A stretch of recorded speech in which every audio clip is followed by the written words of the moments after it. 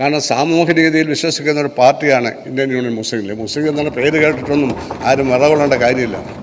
പാകിസ്ഥാനിലേക്ക് ജിന്ന പോയതല്ല, ഓടിച്ചതാണ് ജിന്ന്. ഇന്ത്യയിലെ ഭരണാധികാരി വർഗമായി വരാൻ പോകുന്ന പുതിയ ബൂർഷാസിയുടെ നേതൃത്വത്തിൽ മുസ്ലിങ്ങൾക്ക് രക്ഷയുണ്ടാവില്ല എന്നവർക്ക് മനസ്സിലായതുകൊണ്ടാണ് പാകിസ്ഥാനിന് വേണ്ടി ജിന്ന വാദിച്ചത്. അതുവരെ അദ്ദേഹം റൗണ്ട് ടേബിൾ കോൺഫറൻസിലെല്ലാം ഒറ്റ ഇന്ത്യക്ക് വേണ്ടിയാണ് വാദിച്ചത്. ചരിത്രം എടുത്ത് വായിച്ചു നോക്ക്, ഒറ്റയാണ്.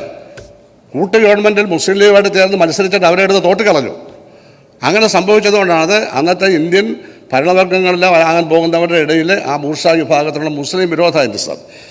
എന്നാലും നമ്മുടെ ബംഗാളിലും യു പിയിലും ബീഹാറിലും കേരളത്തിലും തമിഴ്നാട്ടിലുമെല്ലാം 22 കോടി മുസ്ലിങ്ങൾ ഇന്ന് ഇന്ത്യയിൽ നിൽക്കുകയാണ് സാർ, പാകിസ്ഥാനിൽ പോകാതെ.